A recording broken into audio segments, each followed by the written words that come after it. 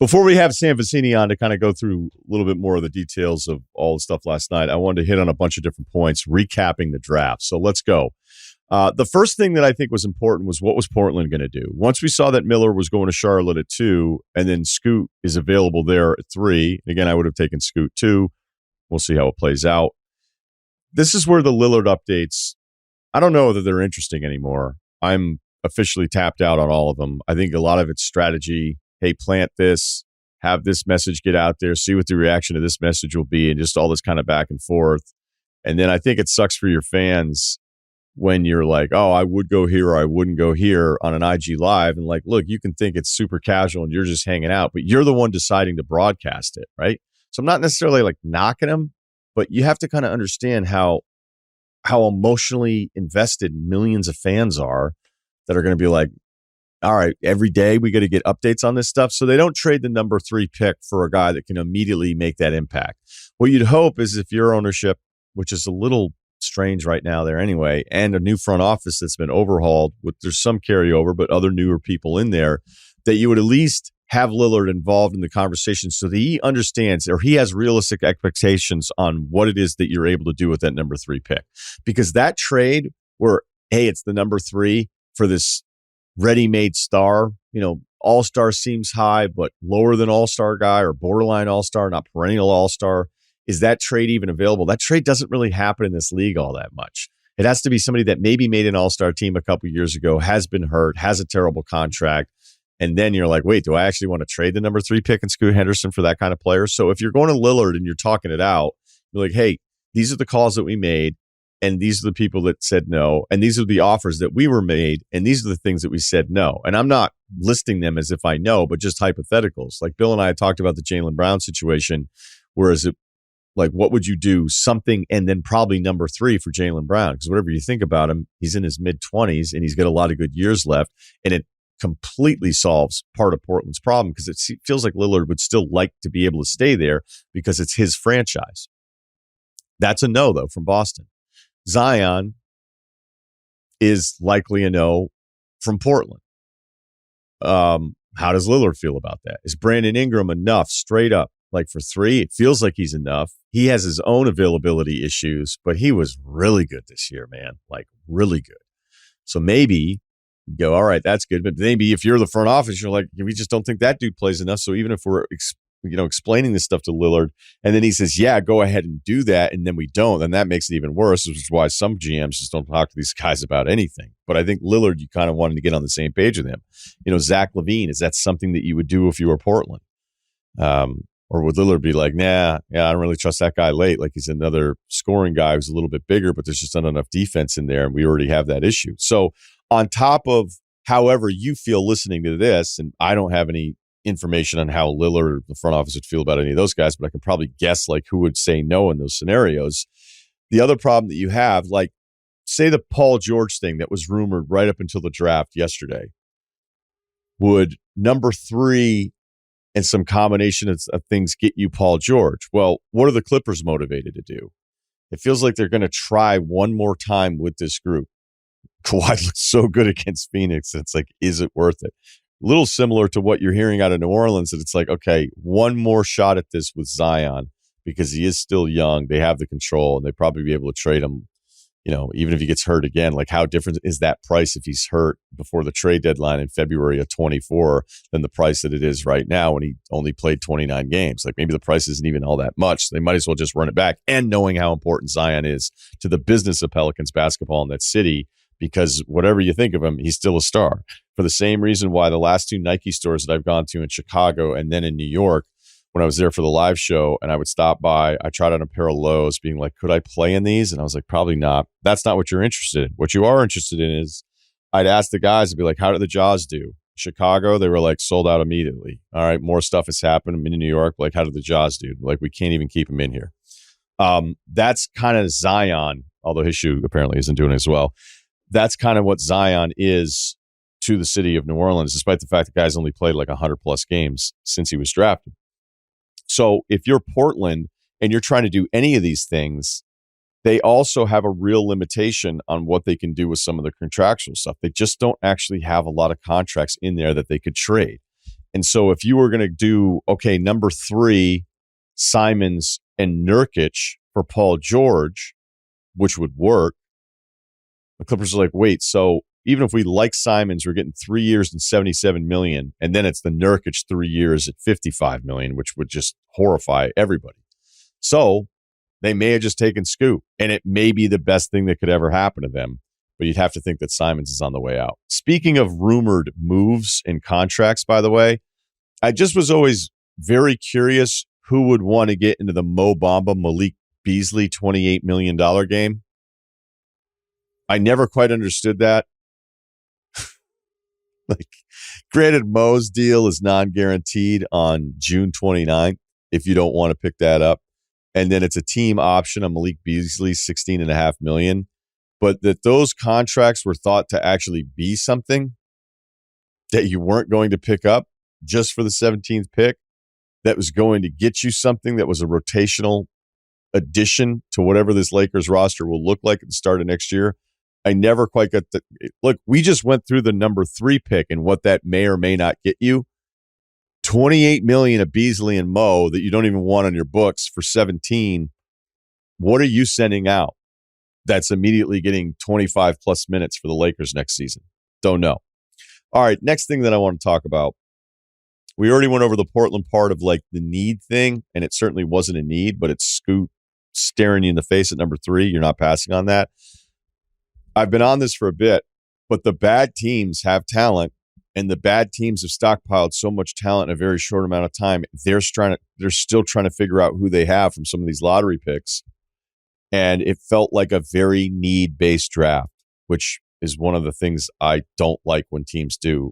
Basketball teams, football teams, it's almost, by the book. It's so much more draft by need in the first round of the NFL than I think we realize at times. Basketball, it's not really been that way. It felt that way last night. Some of these may feel a bit like a stretch. Scoot, because LaMelo's already there, taking Brandon Miller, that could just be a straight up preference on the player too, not necessarily a need thing. With Houston, Amen Thompson, that's could be just straight up, hey, this guy's a sick athlete. It also could be, hey, he's the guy that can pass of the two, and we don't have a ton of passers, so let's do that. Detroit already has their backcourt, so you wouldn't have expected a guard to go there. So Ausar's considered more of the shooter, certainly plays off the ball more of the two twins. Then you have Orlando, where there may not have been shooting here unless they wanted Taylor Hendricks at 6. Maybe it's a Fultz replacement with Anthony Black eventually. But then they decided to go shooting later on, which I just didn't understand with the Jet Howard pick whatsoever. And with Cam Whitmore falling, that we're going to talk more with Sam Vecini about here a little bit later on. It reminded me a bit of when the Clippers took Shai Gilgeous-Alexander. That pick worked. And then Jerome Robinson from BC, that pick did not work. And they passed on Michael Porter Jr. And you're kind of like, you know what? If you got 2 picks there, maybe you take a shot at it. So I was wondering maybe if Orlando would have thought about Cam more at 11 there, but they might have just been horrified by the interview and the medicals like it appeared so many other teams were. Washington has no concerns about needs or fit because they need it all. Although Jordan Poole, how many shots is over under 21 shots a game next year for Jordan Poole? I can't wait to see it. Obviously Wembanyama, even though you have Zach Collins in place, that one made sense already. Utah, I thought Taylor actually fit a need for them. It felt like they wanted a guard. I wonder if they had offered 9 and 16 for 6 to Orlando for Anthony Black, because that was one of the things that you heard before the draft about Utah. Look, they need a guard. They need to figure it out. Black might be the guy there, but once he's off the board at 6, was there anything else there guard-wise that they felt was valuable enough? Obviously, the Taylor thing makes sense there, but then that's why they went guard at 16, because at that point it felt like, hey, look, who's the next guard? So no Cam there was a little surprising. So the point is, you keep running through it and you're like, you know what? It felt like a lot of need stuff, even with Hawkins at 14. Okay, last couple things. Chris Paul, the Warriors. Yes, I'm excited. But to be honest, the funny thing about it, he is not even close to being what that system is. The way he plays is not what they do. So what does that mean? That means he is going to have to adjust. He's going to have to adjust in a way where, look, with Houston, he had to play off the ball a little bit more. He also, when he was with Oklahoma City, the funny thing with that series was against Houston, there were a lot of spots, a lot of big possessions where it felt like he had to kind of like, all right, now give me the ball back, because I just don't think the other younger guys at that time were ready even for that first round situation. It felt like they were just uncomfortable in that moment, and clearly Paul had been around long enough to do it. I like that it gives him a chance at a ring. I also wonder with his contract and how it's going to work out. It appears he saved himself $15 million by landing in Golden State, because the reports are they're going to see how it goes this year. I wonder if that makes him available for something later on. So I'm not saying we're not getting the jersey, but from just a basketball standpoint, even though just my personal preference of liking certain teams and not liking other ones, liking players, not liking other ones, like, it's hilarious for me. Like, I can't believe he's on the Warriors, but I'm also smart enough to know the things I love about the way they play, and then knowing how he plays, it's actually not a fit. And he's going to have to adapt, because they're not going to adapt. And I think he's smart enough to figure it out. I think he's smart enough and competitive enough to figure it out.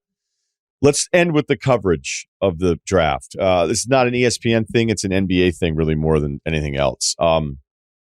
By the mid-20s, I do this for a living, and I'm lost. I'm lost on the broadcast. There has to be a better way to do this. We can't keep doing this. Second round is a fucking free-for-all. All right? Nobody knows what's going on. Nobody knows who the picks are. I start having to go back online, and I don't know if there's a way where, you lean on Woj more, or you have a Bobby Marks working with Woj, trying to make sure all that traffic is coming through so everything's good, and then just put up the goddamn graphic and give the guy the right hat. And I know the resistance to it has been in the past, like, oh, well, we have to wait until some of these things are official, and we, kind of have to go by the book, because if not, it could be confusing. It's like, well, more confusing than what it is right now. It's not, this isn't about the coverage. I'm going to get into a couple different things here. Like, I think there's a lot of interviews, and unfortunately in that moment, the interviews can be very similar, because it's just like, hey, you just got drafted. Like, how do you feel, or whatever? And it's, for a lot of people, these families, it's the first time they've ever sat down and been in front of a camera, not the kid, but the parents. So, that's something that's going to make you a little nervous. And I think ESPN specifically is probably looking at the coverage as like more of a celebration for all of these guys getting drafted, fulfilling a lifelong dream at this point, like really special stuff, and telling their story. That's like, I imagine I don't know any of this, but like, if the producers are thinking like, hey, what do we want the draft to be? Like, what do we want the show to be? Hey, let's celebrate tonight. It's a celebration of these guys, like with the big intros and the families and all that kind of stuff. Like, I can see the changes as somebody that was in that building for 5 years doing the draft, granted for radio, but seeing how it all plays out, that's kind of what it feels like.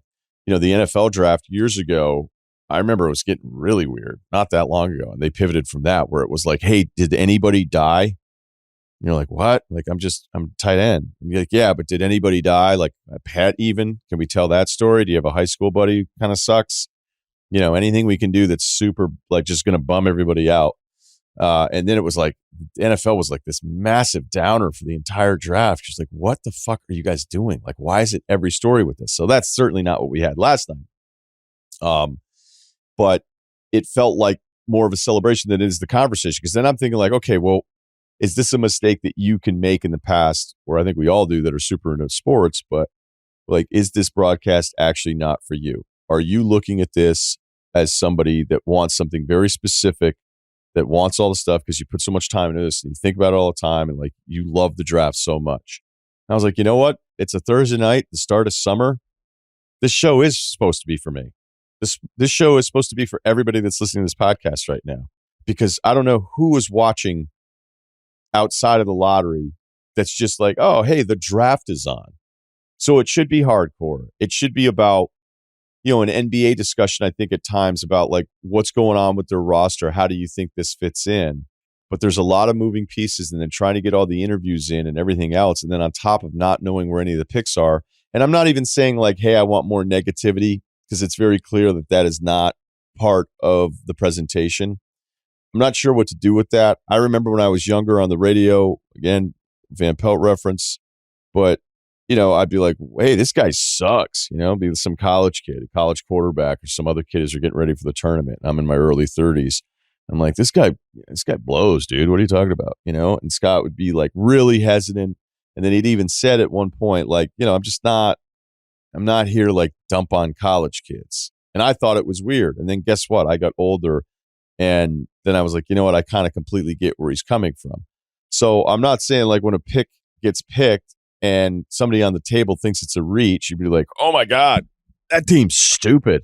What are they? Are they drunk? Whoa, call somebody there. Right? Like that's not what I'm asking for. But it's kind of funny that, Scott was one of the first people I've ever worked with that said that to me and made me think about it. And even then I disagreed with him. And it wasn't until I got older that I was like, okay, I can see where his head is coming from. I know that I'm still like, I'm a little hesitant now, as I've just said. But the weird thing is as soon as they put on that NBA uniform,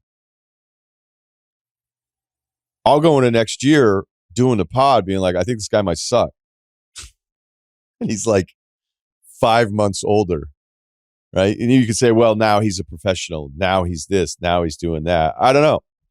Like it's kind of weird. Like you're so hesitant to be negative about it. And I certainly understand it much more now than I did when I was younger, which I think is pretty predictable. But, that transition to becoming a professional has kind of already happened. A lot of these dudes, these guys getting drafted are already getting paid on the NIL stuff. So it's not ripping kids, right? It's not, because I don't think you're ever going to get that. But I feel like the conversation, there's just another level that I want it to be at. And really the most important thing is making it a little easier to follow. And the NBA has to get with their partners to make that happen. Because when that second round stuff started going on, I was like, I have no idea where this guy is going and who actually just picked him. And that's bad because I tend to pay attention to the NBA a little bit.